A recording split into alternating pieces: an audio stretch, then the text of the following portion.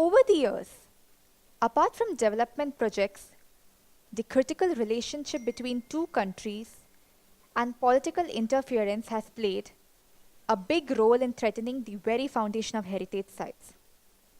Hosting the village of UNESCO in the Kingdom of Bahrain, the forum witnessed the collaboration of multicultural minds from 30 countries, where the focus on 29 nominations of heritage sites would be intense over the period of the next 10 days.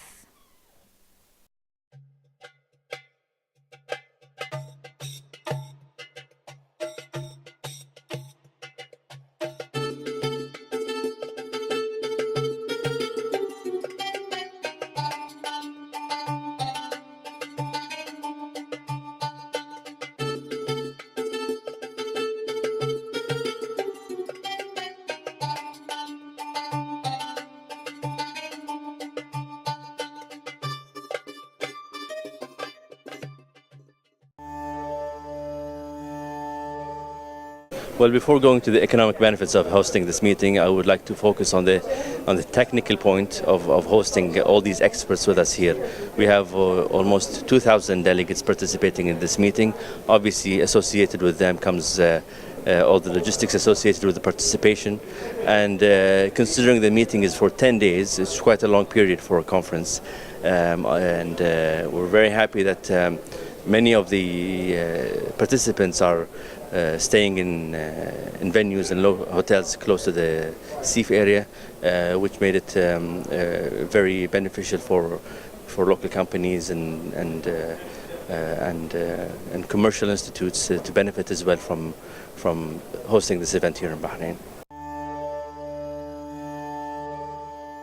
I think one of the benefits we have in Bahrain is obviously the high concentrations of very diverse heritage sites. So within close proximity, you will be able to visit the National Museum, the Qal'at al-Bahrain, which is in the UNESCO World Heritage List, the Pearling Testimony of an Island Economy, another World Heritage List, the burial mounds, Al-Khamis Mosque.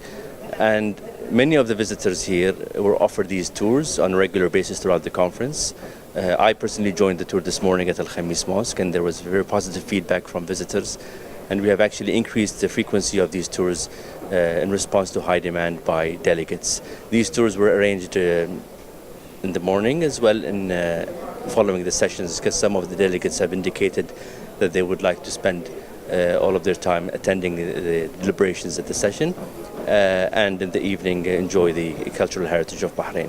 So many of them have managed to visit many of the sites, again, because all of them are within very close proximity of the meeting venue, which is something very unusual for World Heritage Committee.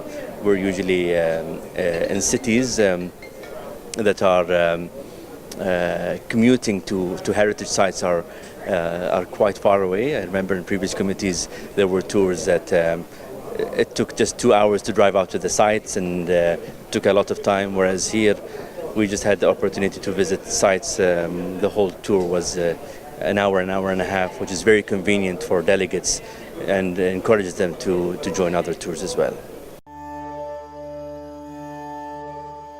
I think the benefit is to reinstate Bahrain's commitment to UNESCO and World Heritage particularly.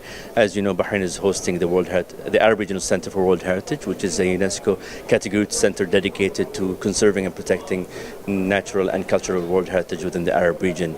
Our commitment to World Heritage will continue, and I think hosting this meeting is a testament to our call for the entire international community to experience the efforts Bahrain has done in promoting and protecting its cultural heritage, and as well to benefit from them with their input and exchange of experiences, particularly as it relates to management of World Heritage sites. Obviously, you know, the legislation is dedicated to conservation of antiquities is a very strong tool in conserving our cultural heritage, and we continuously try to improve management plans that are associated with each of the sites to be up to date with the latest developments and concepts in managing heritage, and we continue to do that on a continuous basis through our team at the Bahrain Authority for Culture and Antiquities.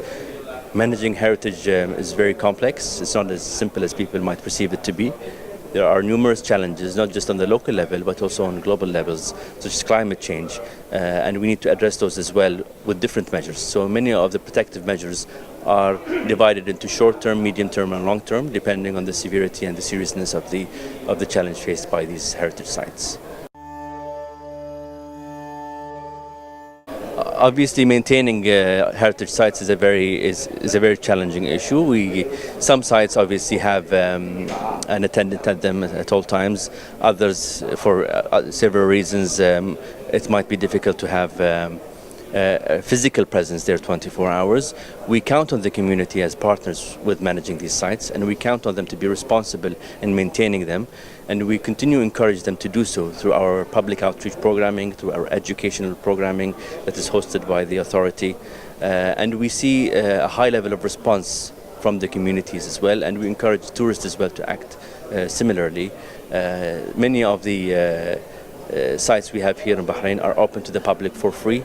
We continue to promote access for these sites and facilitate the interaction of the public and visitors as well as much as possible, and we request them as well and expect from them to reciprocate and respect these sites and make sure that their visitation does not damage any of these remains. The heritage sites in Bahrain, we aim that they're enhanced. As you see, we have a number of visitor centers, in numerous sites in Bahrain, and we continue to promote the establishment of further interpretation centers in the different sites for people to better understand this heritage, and allows us to exhibit either the latest archaeological findings or the latest scientific information available as it pertains to these sites. We continue to develop the cultural infrastructure in Bahrain, and we hope so that the public interacts with these facilities as they are the main target of them. And we look forward to diversifying as well the heritage that is presented, whether it's intangible, archaeological, urban heritage, agricultural heritage. So that is all being planned by the authority, and we hope that many of these projects do come to reality within the next 5 to 10 years, as you have mentioned.